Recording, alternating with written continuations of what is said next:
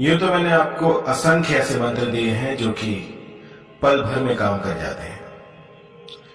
मैंने ऐसे कई यंत्र मंत्र तंत्र दिए हैं जो कि देखते ही देखते आपका जो मनोरथ है उसको पूर्ण कर देते हैं।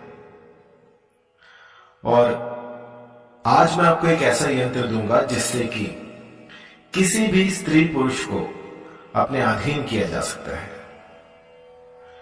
यह बहुत ही चमत्कारी मंत्र है और इसको करने से आप किसी को भी देखते ही देखते अपने अधीन कर सकते हैं। इस मंत्र को यदि आपने एक बार किसी पर लगा दिया तो वो उम्र भर बस आप ही की माला जपता रहेगा। मैंने ऐसे ऐसे असंख्य केस देखे जिसमें कि कुछ नहीं हो रहा था, सालों से बातें बंद थी, लेकिन एक बार ये यंत्र जब मैंने दिया तो इसने चमत्कार कर दिया। इसने रातों रात कुछ ऐसा किया, मुझे नहीं पता ये सब कैसे होता है, लेकिन सामने वाला खुद फोन करता है, खुद अनब्लॉक करता है और आप जो है उनसे बात कर पाते हैं। मेरे पास एक महिला आई थी, उनका प्रश्न ये था कि गुरुजी लगभग 3 साल हो गए हैं, मेरे पति जो है वो मुझे लेकर नहीं जा रहे और मैं बहुत कुछ ट्राई कर चुकी हूं, मुझे कुछ ऐसा दीजिए जो कि पल भर में काम करता हो। ये मेरी जिंदगी और मौत का सवाल है। तो मेरे पास जो मोस्टली केस आते हैं वो ऐसे ही होते हैं, सब दुख दर्द से भरे होते हैं। किसी का केस तो ऐसा भी होता है कि उसके पास और कोई चारा नहीं होता, या तो आर या फिर पार, आगे कुआं है और पीछे खाई है। तो ऐसे में जो है मुझे उनको ये यंत्र देना पड़ता है। तो जब जान पर बनाई हो और सामने वाला जो है वो आपसे शादी करके भाग गया हो और आपको छोड़ गया हो, तो उस समय पर ये यंत्र काम आते हैं। जन कल्याण के लिए बने थे ये मंत्र तंत्र, लेकिन कुछ कुबुद्धियों ने इसका दुरुपयोग करके तंत्र को बदनाम कर दिया है। तो जो भी मेरे साधक हैं उनसे मैं जोर देकर ये कहना चाहूंगा कि इन यंत्रों को हमेशा जन कल्याण में लगाएं। इसमें आपको जो प्रिकॉशंस रखनी है वो ये है कि जब आप सब कुछ कर ले और जब आप देखें कि कुछ भी काम नहीं कर रहा है, उस समय पर इस यंत्र को काम में लाएं। क्योंकि जहां पर सुई काम करती है वहां पर तलवार नहीं निकाली जाती। तो ये समझिए कि ये जो है ये यंत्र राज है। ये तब काम में लाया जाता है जब सब कुछ विफल हो जाए, जब कुछ ना लग रहा हो और आपको लग रहा हो कि जग जो है वो सूना हो गया है, और उस समय पर इस यंत्र को निकाला जाता है। यंत्र राज को किसी भी भोजपत्र पर आप बना सकते हैं। ताड़पत्र पर बना लीजिए, भोजपत्र पर बना लीजिए, और इसके बाद जो है इसकी भली प्रकार से प्राण प्रतिष्ठा कीजिएगा। प्राण प्रतिष्ठा करने के बाद आपको इस यंत्र को शराब में डुबा देना है। यंत्र के बीच में जो है मंत्र है, उस मंत्र में जहां पर नाम आया है उस नाम के व्यक्ति को आप आकर्षित कर रहे हैं। तो हमेशा जहां पर नाम लिखा हुआ है वहां पर आपको उस साध्य व्यक्ति का नाम लिखना है और उसके बाद जो है इसकी प्रतिष्ठा करनी है। तो इसे कौन कर सकता है, कौन नहीं कर सकता, तो इसमें ऐसी कोई मनाही नहीं है कि इसको एक पर्टिकुलर एज वाली ही कर सकते हैं या फिर कोई स्त्री कर सकती है, पुरुष कर सकता है। इसे हर कोई यूज कर सकता है। जिसको भी दिक्कत आ रही हो और वो चाहते हैं कि किसी को आकर्षित करना, तो इसको कर सकता है। इस साधना का जो दिन है वो रहेगा बुधवार। बुध काम शुद्ध, बुधवार को किया गया ये यंत्र का काम शुद्ध हो जाता है, सिद्ध हो जाता है। और इसकी टाइमिंग रहेगी, अगर आप ब्रह्म मुहूर्त में कर पाए तो बहुत बढ़िया है, अन्यथा 6 से 8 बजे के बीच में इसको बना सकते हैं।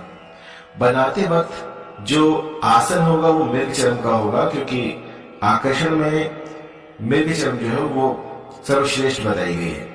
लेकिन आजकल के आधुनिक युग में वो पाना बहुत मुश्किल है, तो आप उसकी जगह पर ऊनी कंबल ले सकते हैं। ये ध्यान रखें कि आपकी साधना में कोई भी चीज काली ना हो। और मैं आपको जोर देकर ये कहना चाह रहा हूं कि जब ये यंत्र निर्माण करें तो आप एकांत में हो।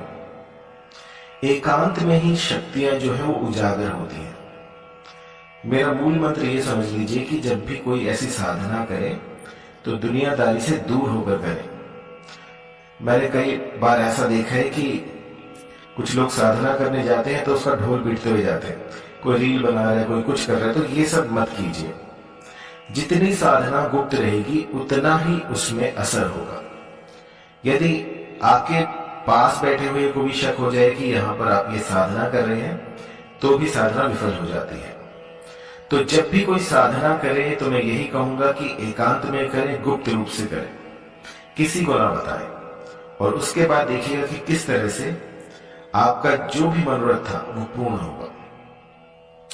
तो आप यंत्र देख लीजिए। आपको ये यंत्र बनाना है लाल रंग की शाही से, और ये जो शाही होगी ये अनार की आप ले सकते हैं। अनार के कुछ दाने जो है उसका रस निकालकर इस यंत्र को बनाइएगा। यंत्र को भोजपत्र पर बनाइएगा और उसके ऊपर आपको ये मंत्र लिख देना है। इसके बाद जो है इस यंत्र को शराब में डुबा देना है। शराब में डुबाने के बाद इसको वहीं रहने दीजिए 1-2 दिन, 3 दिन, 4 दिन। जब साध्य व्यक्ति आपके समीप आ जाए, जब साध्य जो है वो जैसा आप चाहते हैं वैसा करने लग जाए, तो आप इस यंत्र को उस शराब की डिब्बी में से निकालकर जला दें। जलाने के बाद जो राख बचेगी वो उस साध्य को किसी भी खाने पीने की चीज में मिलाकर खिला दें। ऐसा करने से चाहे कितना ही पत्थर दिल क्यों ना हो, वो भी आपके यहां पर पानी भरेगा।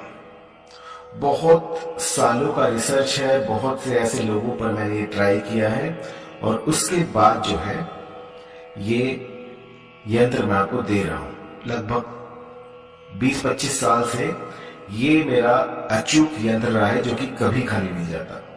अब कई बुद्धिजीवी ये भी कहेंगे कि इसमें तो शराब लग गई है, हम शराब नहीं पीते तो हम कैसे दे सकते हैं किसी को। देखिए, जो दवाई होती है ना उसमें न जाने किस किस प्रकार की चीजें होती हैं, उनका वर्णन भी मैं नहीं कर सकता, क्योंकि औषध जो होती है वो औषध होती है। आपकी दवाइयों में भी शराब होती है। तो जब हम किसी के हित के लिए करते हैं, अपने हित के लिए करते हैं, तो वो औषध बन जाती है। तो ऐसे यंत्रों को इस तरह से नहीं देखना चाहिए। अगर इससे आपका काम बनता है तो आपको इसको करना चाहिए। 2 अगरबत्ती लगाने से यदि घर में कलह कलेश दूर होता है तो वो 2 अगरबत्ती आपको लगा लेनी चाहिए। उसमें ये मत देखिएगा कि ये बांस की बनी हुई है या इसमें छोटी है, बड़ी है, ये त्रुटि है, या किसी गैर धर्म ने इसको बनाया है, तो वो सब मत देखिएगा। शांति से आप इस प्रयोग को करें और फिर असर देखिए। इसको करते वक्त आपको पूर्वमुखी होना है, लाल रंग के वस्त्र पहनने हैं, लाल रंग का आसन होगा, टीका अवश्य लगाएं, और इसकी प्रतिष्ठा करने के बाद आपको इसको किसी भी शराब में डुबो के रख देना है। किसी भी साधना का जो ईंधन होता है वो आपका विश्वास होता है। यदि मन में अटूट विश्वास है तो ये साधना बहुत जल्दी फलित होती है। अंदर से आवाज आ रही है, क्यों कर रही हूं मैं, क्यों कर रहा हूं मैं, क्या होगा, ऐसे क्या हो पाएगा, क्योंकि पहले तो कुछ हुआ नहीं, तो ये चीजें जो हैं आपकी साधना को विफल कर देंगी। जब भी कुछ काम शुरू करें तो उसमें अपना 100% दें, क्योंकि ये सब क्रियाएं हैं, इन सब का फल जो है वो श्री हरि देते हैं। तो उनसे सबसे पहले अनुमति लें कि मैं ये क्रिया, ये यंत्रराज बना रहा हूं और मुझे इस कार्य में सफलता प्रदान करें। तो यकीन मानिए आपका जो घर परिवार है वो बच जाएगा, और आप जो भी मनोरथ लेकर आए थे वो आपका पूर्ण हो जाएगा। इसके बाद भी यदि कहीं पर कोई त्रुटि हुई हो, यंत्र समझ में ना आ रहा हो, या फिर मंत्र में कोई दिक्कत हो, कुछ पूछना हो आपको, तो आप मुझे व्हाट्सएप कर सकते